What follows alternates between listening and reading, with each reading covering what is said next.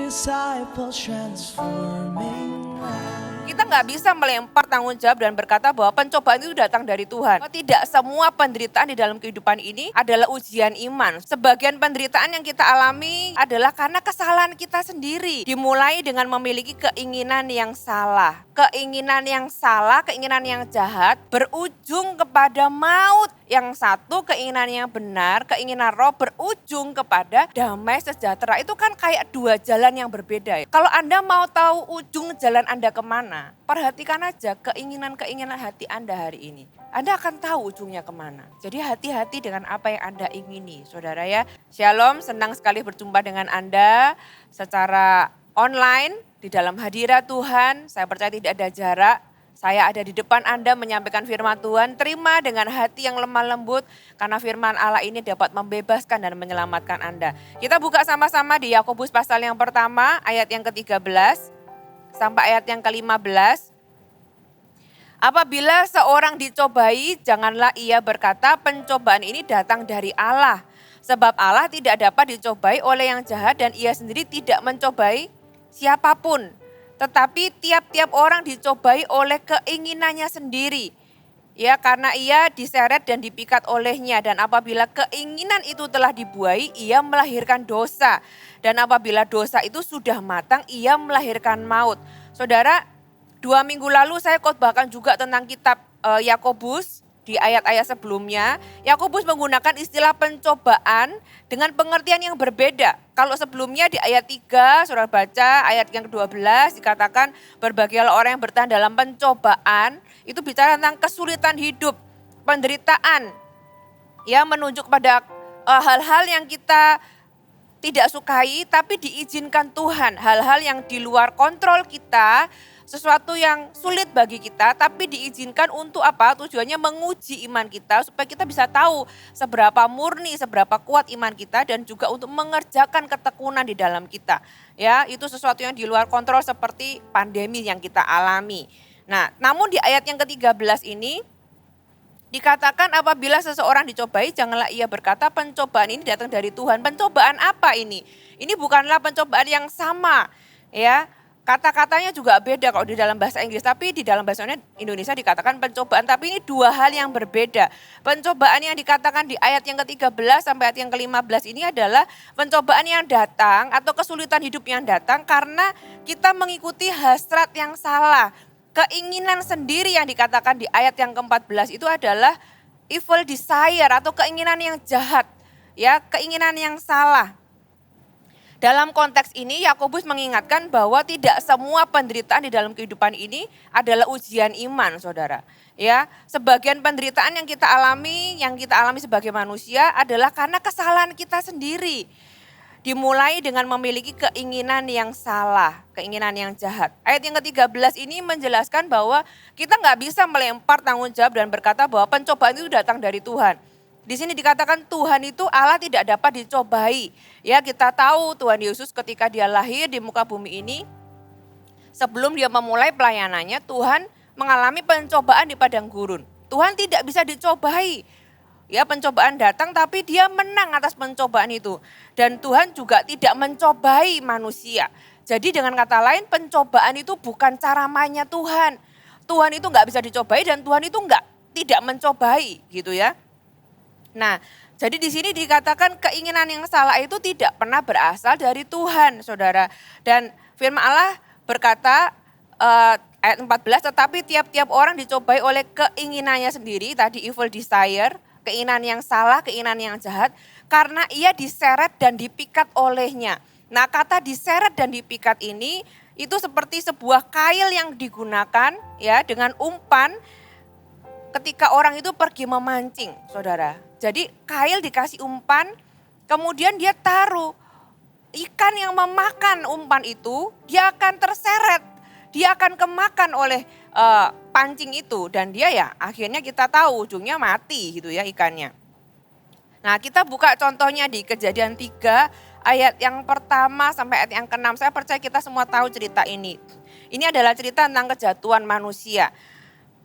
Ayat yang pertama, adapun ular ialah yang paling cerdik dari segala binatang di darat yang dijadikan oleh Tuhan Allah. Ular itu berkata kepada perempuan itu, tentulah Allah berfirman, semua pohon dalam taman ini jangan kamu makan buahnya, bukan?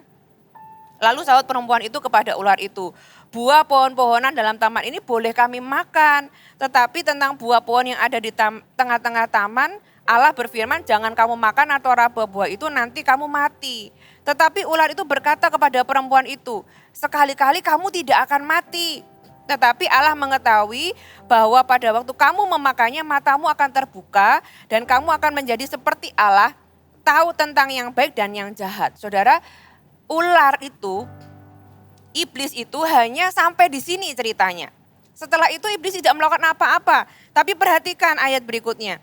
Perempuan itu melihat bahwa buah pohon itu baik untuk dimakan, ya, dan sedap kelihatannya. Lagi pula pohon itu menarik hati. Jadi hatinya sudah tertarik, sudah ingin gitu ya. Karena memberi pengertian.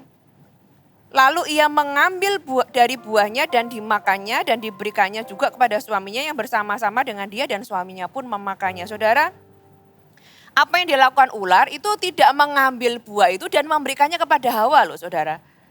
Ya, enggak, yang dilakukan ular itu hanya membuat buah itu menjadi menarik. Sesuatu yang dilarang Tuhan itu menjadi menarik bagi manusia, bagi Hawa. Setelah itu iblis lepas tangan, ular itu tidak melakukan apa-apa lagi. Dia cuma membuat manusia itu mengingini. Nah kalau sudah mengingini sudah kemakan sama umpan tadi. Sudah kemakan kena kailnya ya kan. Hawa termakan oleh kail keinginannya sendiri. Iblis hanya menaburkan. Saudara perhatikan apa yang engkau ingini. Yakobus pasal yang pertama tadi ayat yang ke-15. Dan apabila keinginan evil desire itu telah dibuai, ia melahirkan dosa. Dan apabila dosa itu sudah matang, ia melahirkan maut. Saudara, keinginan yang belum dibuai apakah bukan berarti dosa? Matius 5 ayat 28 disebutkan, tetapi aku berkata kepadamu setiap orang yang memandang perempuan serta mengingininya, ya menginginkannya, sudah berzina dengan dia di dalam hatinya. Saudara, keinginan itu sendiri sekalipun belum dituruti gitu ya, belum dilaksanakan, tahukah Anda bahwa itu adalah dosa? Ya, bedanya yang satu ini dosa di dalam hati, nggak ada orang yang tahu ya, tapi Tuhan tahu. Yang dimaksud melahirkan dosa artinya dosa itu jadi kelihatan saudara ya. Yang sebelumnya keinginan itu sebelum keinginan itu dibuai, ya itu sudah dosa di dalam hati kita, tapi belum kelihatan. Dikatakan kalau keinginan itu dibuai, ia melahirkan. Nah saya tanya saudara, kalau bayi itu dikandung ya, belum keluar wujudnya sebagai bayi, apakah dia belum manusia? Dia sudah manusia di dalam kandungan, tapi dia belum kelihatan. Nah sama dengan keinginan itu sebelum dia melahirkan dosa, sebenarnya ketika dia dikandung, ia sudah adalah dosa. Makanya Yesus, Tuhan ketika dia memberikan 10 perintah, Tuhan memberikan satu perintah ini loh saudara, Keluaran 20 ayat yang ke-17. Jangan mengingini rumah sesamamu, jangan mengingini istrinya atau hambanya laki-laki atau hambanya perempuan, atau lembunya atau keledainya atau apapun yang dipunyai sesamamu. Saudara, tentang mengingini ini dosa yang gak kelihatan, itu di dalam hati, di dalam pikiran. Tuhan tulis itu di dalam 10 perintah Allah, sejajar dengan perintah jangan ada padamu Allah lain. Sejajar dengan perintah kuduskanlah hari Sabat, sejajar dengan perintah-perintah yang lain. Dan perintah yang satu ini punya kelebihan. Saudara, kalau saudara baca, Tuhan itu tulis jangan mengingini itu 2 kali. Kalau saudara baca di perintah yang lain itu cuma 1 kali. Kalau yang ini tuh 2 kali loh disebut jangan mengingini, jangan mengingini. Saudara, ini adalah benih dari dosa yang lain yang dilakukan secara tindakan. Ya, lebih detail lagi perintah ke-10 ini. Enggak cuma sekedar jangan mengingini, tapi dijelaskan. Jangan mengingini rumah sesamamu, jangan mengingini istrinya, keledainya gitu ya. Orang, possession atau harta benda dan apapun yang lain. Itu kategori-kategori yang mewakili apa yang dimiliki sesama kita yang mungkin kita ini ingini. Saya percaya kalau kita ini dibongkar hati kita ya, termasuk saya, mungkin kita ini kalau dari kecil sampai tua pasti punya yang namanya dosa ini.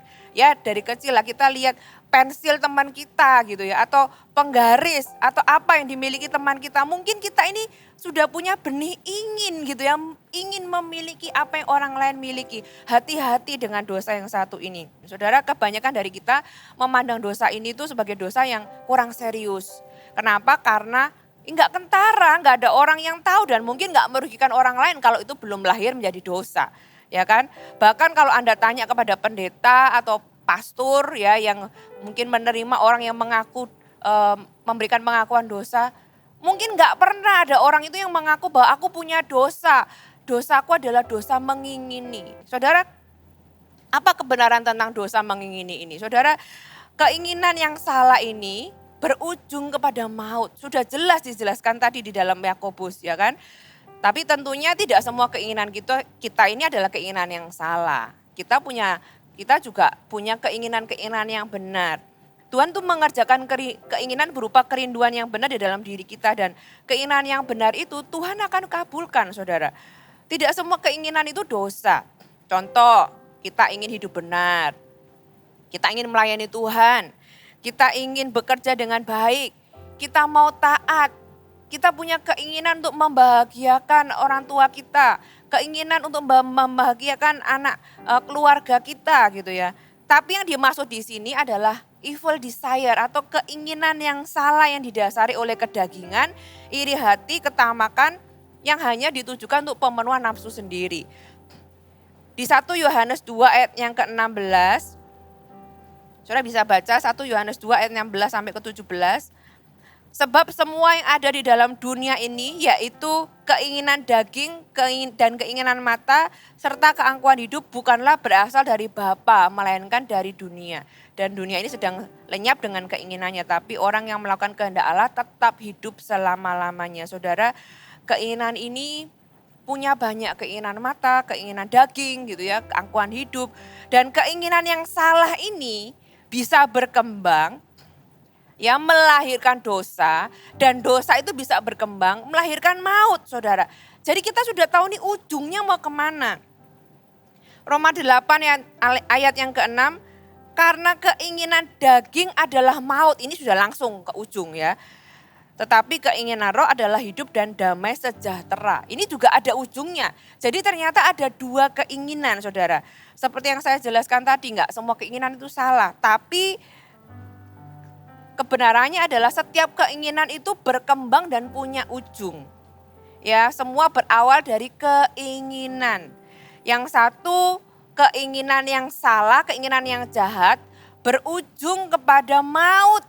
Yang satu keinginan yang benar, keinginan roh berujung kepada damai sejahtera. Itu kan kayak dua jalan yang berbeda ya saudara ya. Yang satu ujungnya jurang, yang satu ujungnya damai sejahtera, rumah yang indah dan nyaman. Nah saudara, kalau Anda mau tahu ujung jalan Anda kemana, gampang. Perhatikan aja keinginan-keinginan hati Anda hari ini.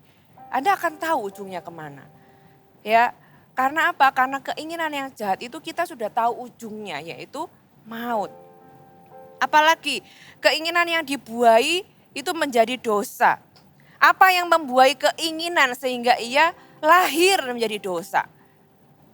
Saudara catat, apa yang membuai adalah kesempatan dan kemampuan.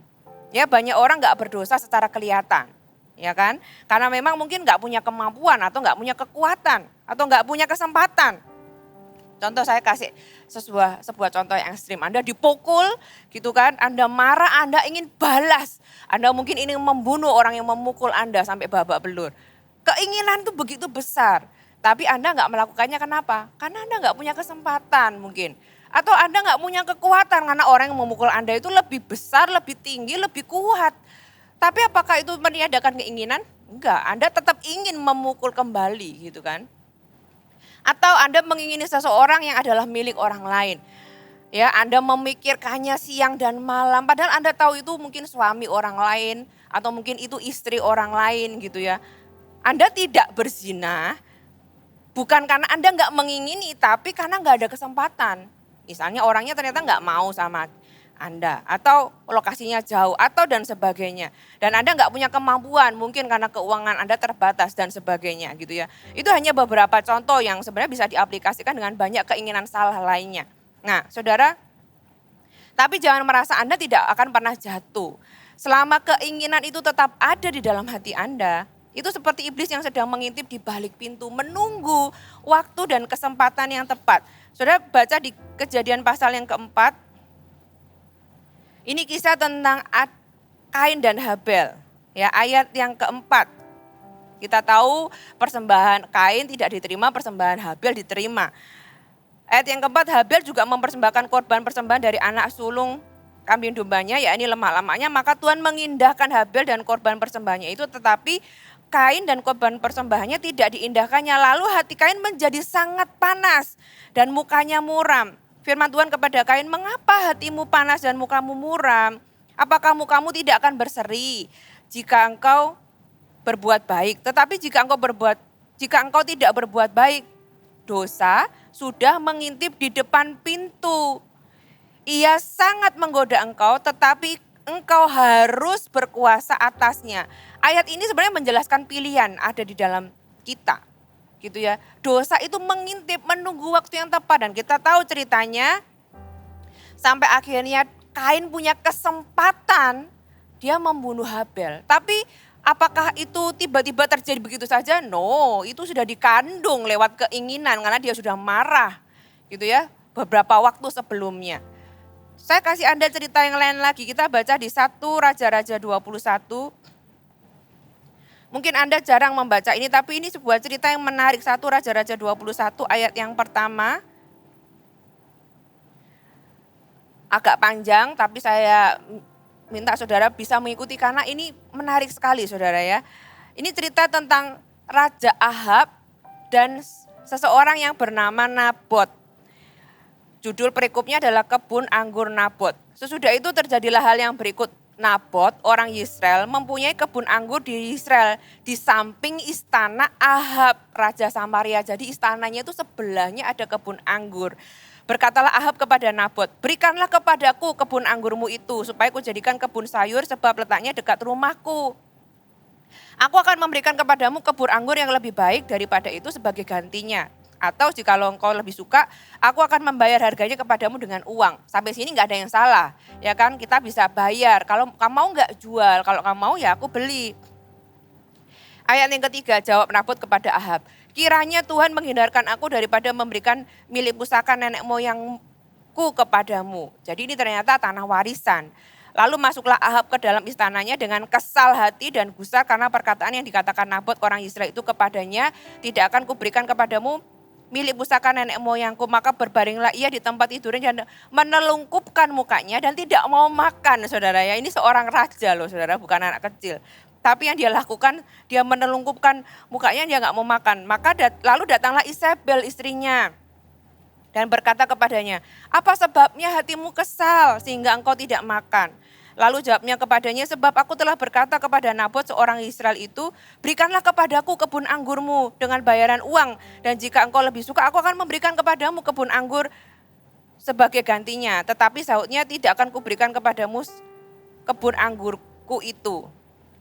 Perhatikan ayat yang ketujuh. Kata Isabel istrinya kepadanya, bukankah engkau seorang yang memegang kuasa atas Israel? Bukankah kamu ini punya kekuatan? Bukankah kamu punya kemampuan? Ya, bangunlah, makanlah dan biarlah hatimu gembira. Aku akan memberikan kepadamu kebun anggur Nabot orang Israel itu. Kemudian ia menulis surat atas nama Ahab, memeteraikannya dengan meterai raja, lalu mengirim surat itu kepada tua-tua dan pemuka-pemuka yang diam sekota dengan Nabot. Saudara, ini Isabel mulai melakukan muslihat ya saudara, membuat cerita palsu dan memakai saksi palsu untuk menuduhkan hal yang salah. Dalam suratnya itu ditulisnya demikian, maklubkanlah puasa dan suruhlah Nabot duduk paling depan di antara rakyat. Suruhlah 2 orang Dursila duduk menghadapinya dan mereka harus naik saksi terhadap dia dengan mengatakan engkau telah mengutuki Allah dan Raja.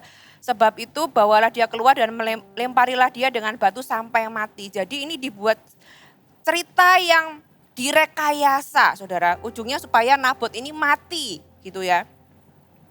Mereka memaklumkan puasa dan menyuruh Nabot duduk paling depan di antara rakyat. Kemudian datanglah dua orang itu, yakni orang Dursila itu lalu duduk menghadapi Nabot. Orang Dursila itu naik saksi terhadap Nabot di depan rakyat. Katanya Nabot telah mengutuk Allah dan Raja, padahal itu tidak pernah terjadi. Sesudah itu mereka membawa dia keluar kota lalu melempari dia dengan batu sampai mati. Setelah itu mereka menyuruh orang kepada Isabel mengatakan Nabot sudah dilempari sampai mati. Segera setelah Isabel mendengar bahwa Nabot sudah dilempari sampai mati, berkatalah Isabel kepada Ahab, bangunlah, ambillah kebun anggur Nabot orang Israel itu menjadi milikmu, karena Nabot yang menolak memberikannya kepadamu dengan bayaran uang sudah tidak hidup lagi, ia sudah mati. Segera sesudah Ahab mendengar bahwa Nabot mati, ia bangun dan pergi ke kebun anggur Nabot orang Israel itu, mengambil kebun itu menjadi miliknya. Jahat enggak saudara? Dimulai dari apa sih? Dari keinginan. Keinginan yang dia nggak bisa atasi. Dan ternyata keinginan itu bersambut atau dibuai oleh yang namanya kesempatan dan kekuatan. Isabel bilang, loh kamu ini raja, kamu bisa lakukan apapun yang kamu mau. Makanya hati-hati saudara kalau kita ini punya yang namanya kekuatan. Punya yang namanya kesempatan saudara. Kenapa? Karena itu bisa menjadi hal yang membuat kita ini membuai keinginan yang salah saudara. Ayat ini menjelaskan sebuah cerita yang mungkin sampai hari ini itu bisa terjadi. Ya hati-hati. Saudara mau tahu akibatnya? Dikatakan di sini ada konsekuensi. Saudara baca di ayat yang ke-17. Tuhan itu paling marah sama yang satu ini, sama dosa yang satu ini. Sudah bisa cari semua cerita di dalam Alkitab yang mirip, nanti saya akan jelaskan beberapa cerita yang lainnya. Reaksi Tuhan itu sama. Tetapi datanglah firman Tuhan kepada Elia orang Tisbe, itu bunyinya, bangunlah, pergilah menemui Ahab orang Israel yang di Samaria. Ia telah pergi ke kebun anggur Nabot untuk mengambil kebun itu menjadi miliknya. Katakanlah kepadanya demikian, beginilah firman Tuhan, engkau telah membunuh serta merampas juga. Katakan pula kepadanya, beginilah firman Tuhan, di tempat anjing telah menjilat darah Nabot, di situ jugalah anjing akan menjilat darahmu. Saudara, ini reaksi Tuhan terhadap dosa yang satu ini kalau dia sampai lahir menjadi dosa. Perhatikan, keinginan yang dibuai itu menjadi dosa dan dosa menjadi maut. Saudara, jangan izinkan kesempatan dan kekuatan yang kita miliki itu untuk membuai keinginan yang salah di dalam diri kita. Apalagi kebenaran tentang dosa yang ini. Saudara, dosa yang satu ini bukan cuma kita yang ketika kita menjalani dan kita berdosa, cuma kita yang menanggungnya. No. Dosa yang satu ini memengaruhi hubungan-hubungan kita. Saudara bisa baca di Yakobus 4 ayat yang pertama sampai ayat yang kedua. Dari manakah datangnya sengketa dan pertengkaran di antara kamu? Bukankah datangnya dari hawa nafsumu yang saling berjuang di dalam tubuhmu? Kamu mengingini sesuatu tetapi kamu tidak memperolehnya. Lalu kamu membunuh, ya kan? Kayak yang tadi dikatakan cerita Ahab dan Nabot. Kamu iri hati dan kamu tidak mencapai tujuanmu, lalu kamu bertengkar dan berkelahi. Kita ingin sesuatu gitu ya, tapi yang terima efeknya itu ternyata bukan cuma kita. Dosanya itu bisa memengaruhi banyak orang. Ada cerita lagi, kita buka di Yosua pasal yang ke-7. Ayat yang ke-20, sebelum saya bacakan ayat ini, saya ceritakan dulu latar belakangnya. Yosua ini memimpin orang Israel keluar dari padang gurun, masuk ke dalam Kanaan. Ya, kota pertama yang paling heboh, yang orang itu nggak bisa tembus adalah Yeriko. Tapi karena kuasa Tuhan dan mujizat penyertaan Tuhan, tembok yang tebal itu akhirnya runtuh, saudara. Ya, segampang itu ternyata apa yang orang lain pikir gak bisa, orang Israel juga kayak angkat tangan, buat Tuhan itu gampang banget. Jadi ternyata penyertaan Tuhan itu membuat apa yang sulit menjadi mudah. Nah kemudian setelah Yeriko ini dikalahkan, ada kota lain yang harus dikalahkan, yaitu kota Ai. Kota ini kecil. Yosua berpikir, Yeriko aja yang segede gitu, yang orang lain bangsa lain nggak bisa kalahkan, kita bisa kalahkan. Apalagi ini cuma kota kecil. Sudahlah nggak usah banyak-banyak, kirim aja sedikit orang itu sudah pasti kalah itu sudah. Gak usah pakai istilahnya ya mukjizat yang kayak apa gitu kan. Ini sudah pasti kalah, orangnya cuma sedikit kok.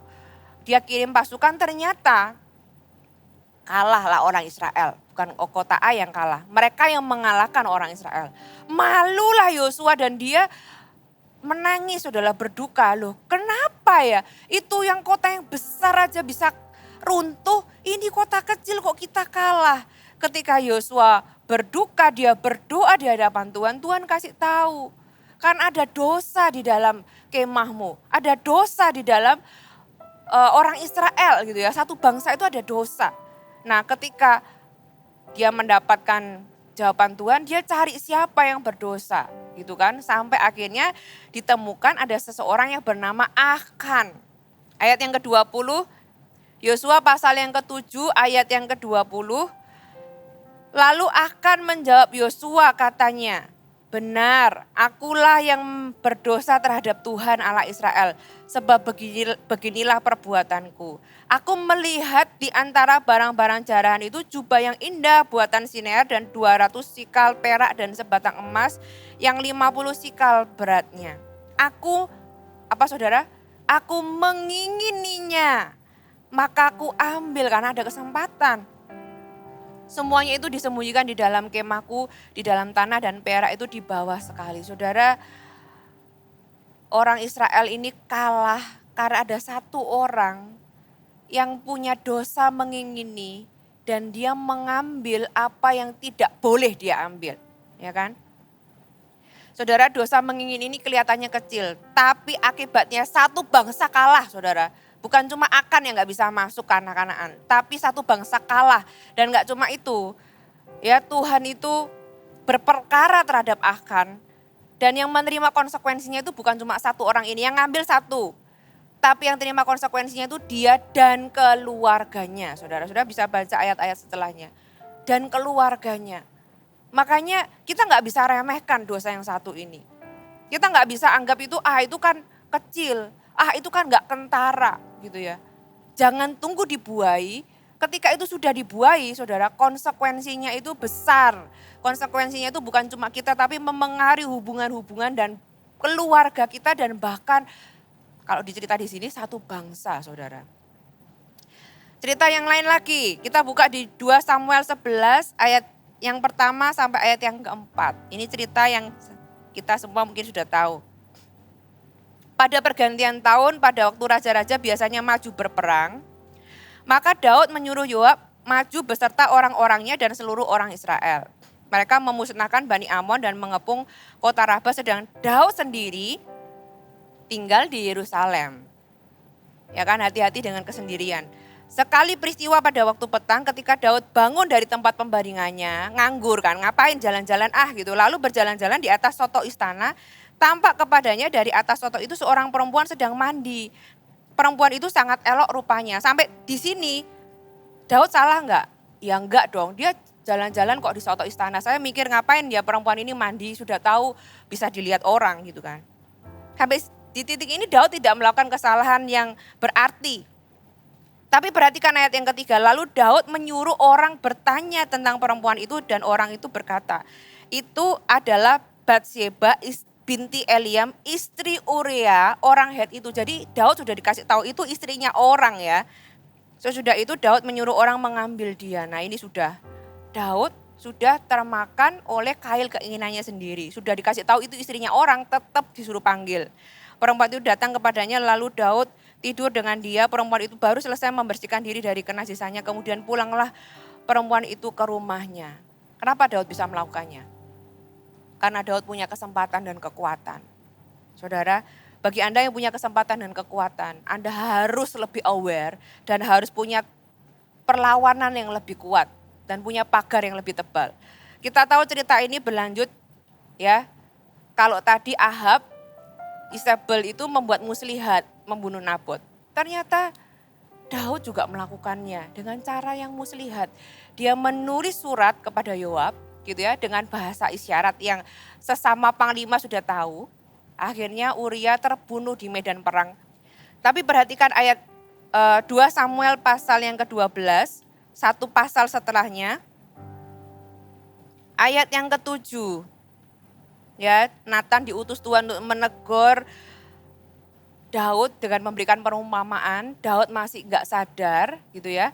Kemudian ayat yang ke-7, kemudian berkatalah Nathan kepada Daud, engkaulah orang itu, beginilah firman Tuhan Allah Israel, akulah yang mengurapi engkau menjadi raja atas Israel dan akulah yang melepaskan engkau dari tangan Saul.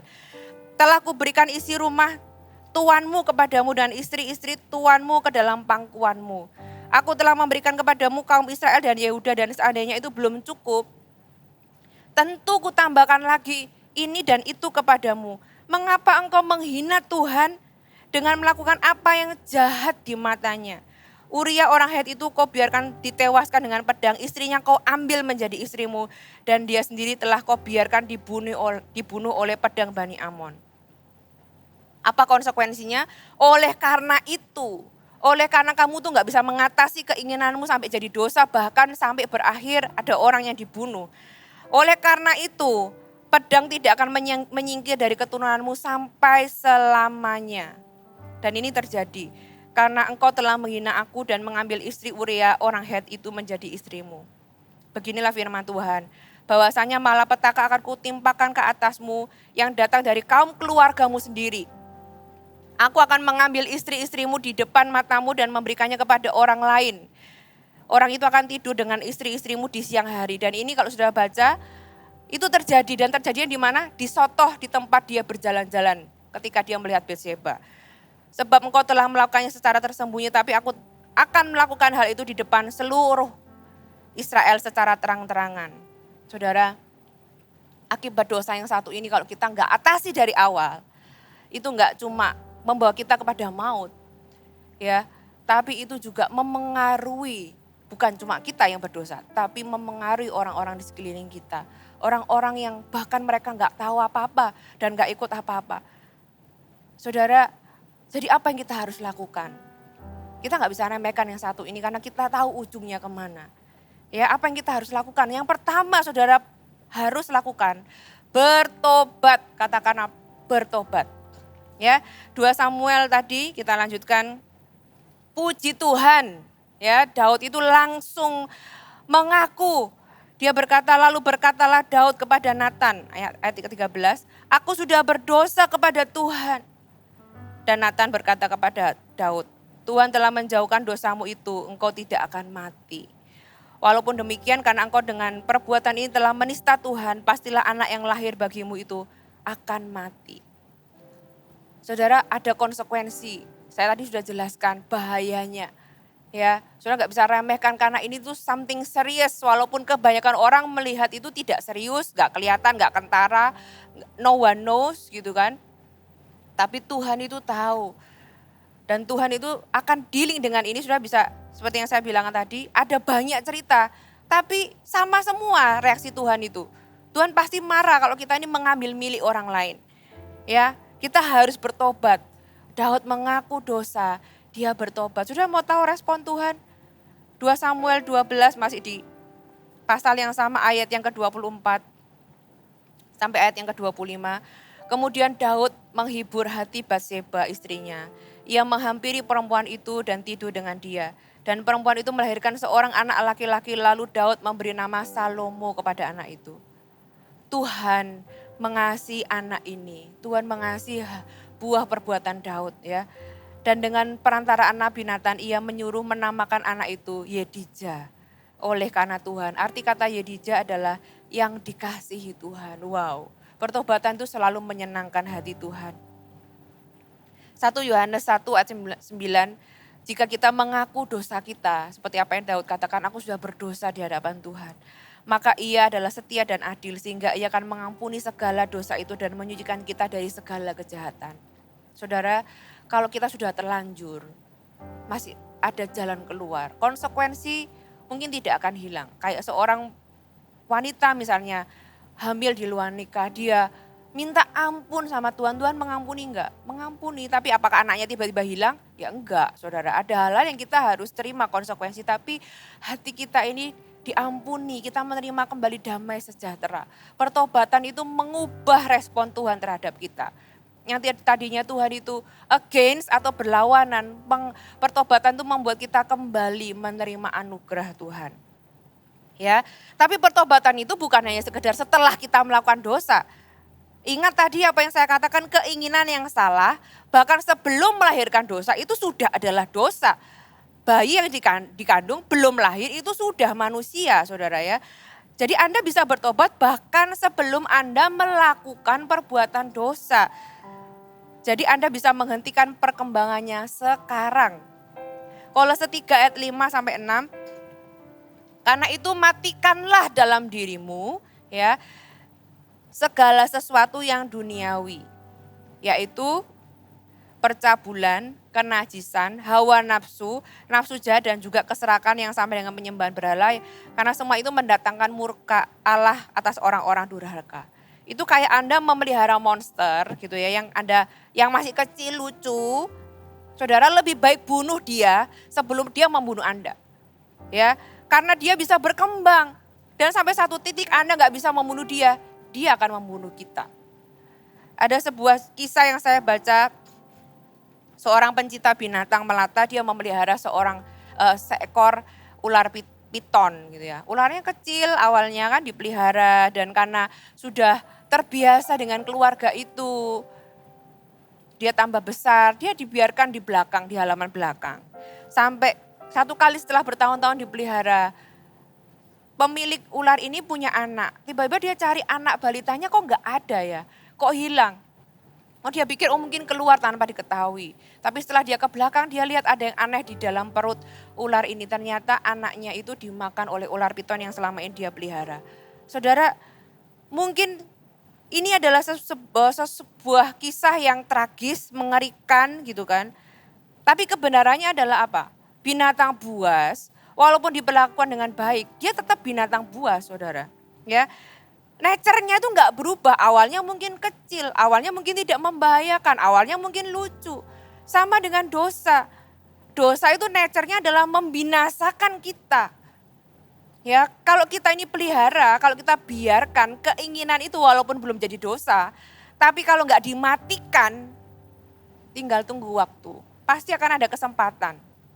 Dan ketika itu dibuai dengan kesempatan, lahirlah dosa. Saudara, walaupun kecil, matikan dari sekarang sebelum itu membunuh kita. Ya, apa yang kita lakukan berikutnya selain kita bertobat? Kita harus belajar yang namanya mengucap syukur. Saudara, keinginan untuk memiliki milik orang lain menunjukkan bahwa kita itu nggak bisa mensyukuri apa yang kita sudah miliki. Dosa mengingini mengarah kepada ketidakpuasan dengan apa yang Tuhan sudah sediakan dan mendambakan apa yang Tuhan tidak kehendaki bagi kita. Ya nggak pedulilah ini boleh apa enggak, yang penting aku punya apa yang aku mau gitu. Yang penting aku mendapatkan. Dosa mengingini berarti mendambakan sesuatu yang kita anggap sangat penting di dalam hidup ini. Sedemikian pun penting sampai lebih penting daripada apa yang Tuhan katakan. Supaya kita bisa mematikan keinginan itu, belajarlah untuk mengucap syukur. 1 Tesalonika 5 ayat 18, mengucap syukurlah dalam segala hal sebab itulah yang dikehendaki Allah dalam Kristus Yesus bagi kamu. Mengucap syukur, saudara, ada kekuatan dalam mengucap syukur.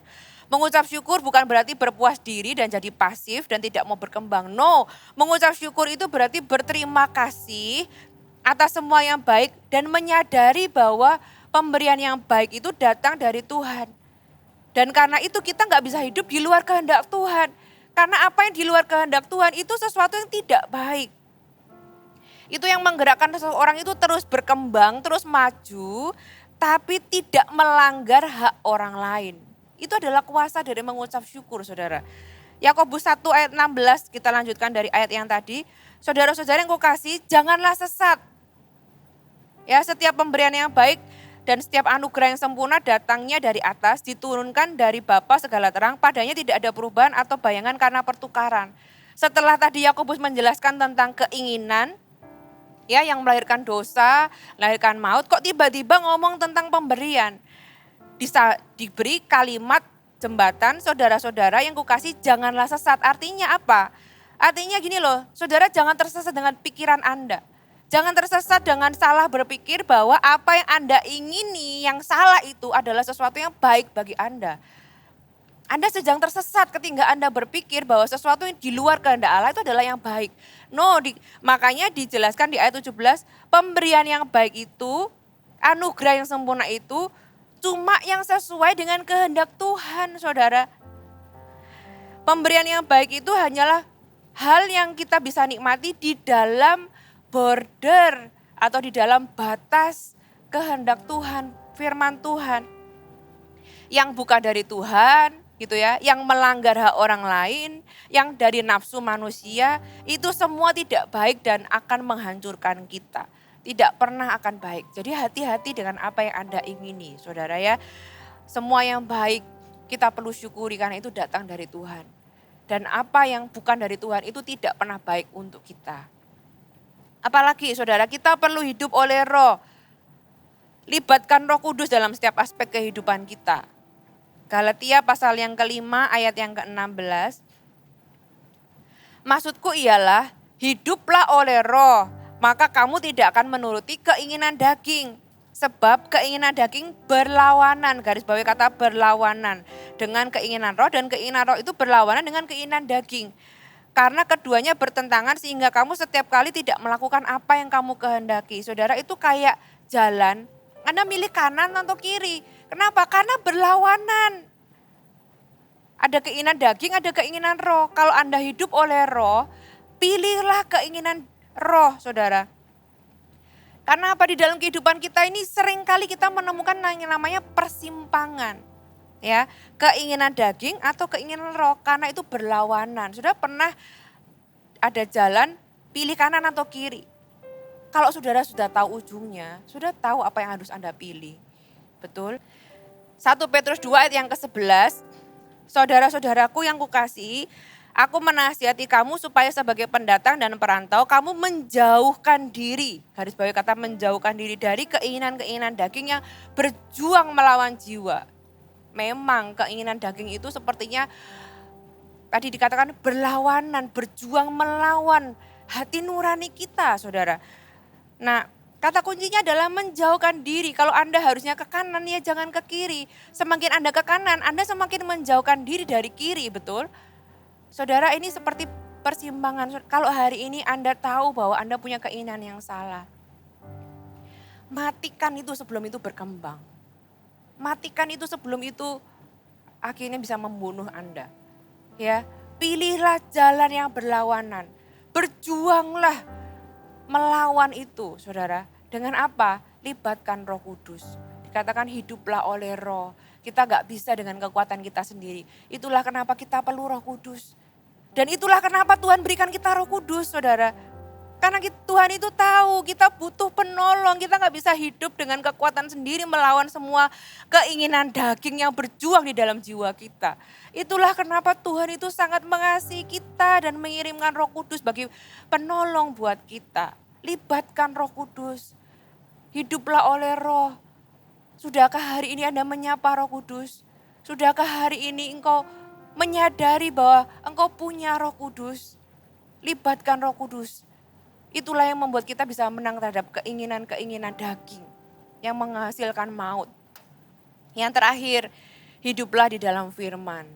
Saudara, mungkin ini sepertinya klise, banyak orang ngomong hidup di dalam firman. Tapi perhatikan ini, Hawa mengabaikan apa yang Tuhan katakan, hasilnya dia makan buah pengetahuan, gitu ya. Daud mengabaikan apa yang Tuhan katakan tentang perzinahan, akhirnya dosa.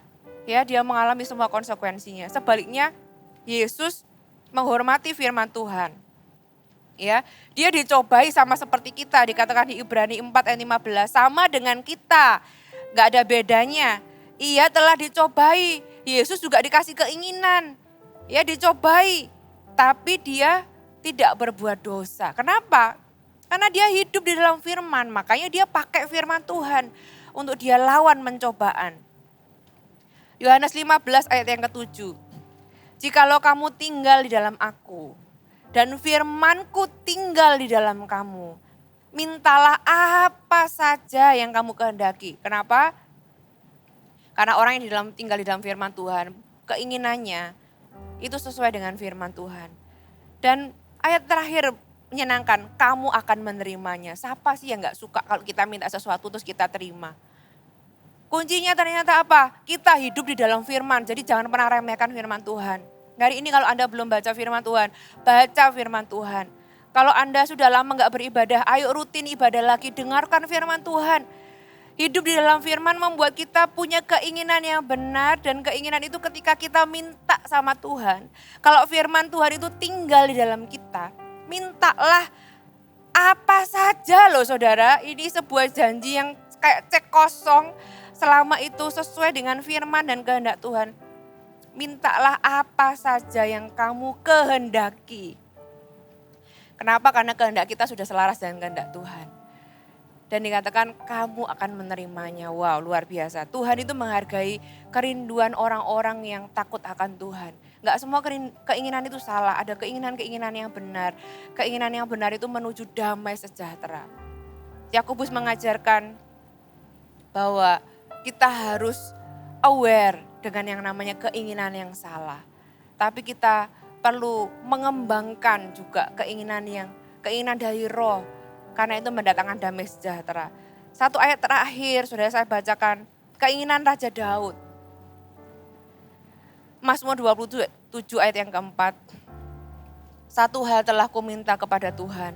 Itulah yang kuingini. Diam di rumah Tuhan seumur hidupku. Menyaksikan kemurahan Tuhan. Dan menikmati bait-Nya. Saudara, keinginan apa yang berjuang di dalam diri Anda hari ini? Mari kita hampiri Tuhan. Mari kita bawa hidup kita di hadapan Tuhan. Izinkan hari ini firman Tuhan menyucikan kita, membersihkan, mencuci kayak badan itu dikasih sabun gitu ya. Membersihkan kita sehingga kita bersih atau menghilangkan keinginan-keinginan yang salah. Karena Tuhan mau menghindarkan kita dari maut. Tuhan mau menghindarkan kita dari banyak konsekuensi, dari banyak penderitaan yang kita tidak perlu lalui. Hai, terima kasih sudah bergabung bersama kami, Gereja Mount Sharon, Jabodetabek. Sebagai gereja Tuhan, adalah kerinduan bagi kami untuk melihat Anda terus bertumbuh di dalam pengenalan akan Tuhan dan mengalami perubahan hidup. Maka dari itu, bergabunglah bersama komunitas kecil kami, Connect Group. Dapatkan informasi lebih lanjut pada kolom deskripsi kami. Last but not least, don't forget to subscribe dan bagikan video ini kepada orang yang Anda kasihi. Thank you for joining us and see you next time.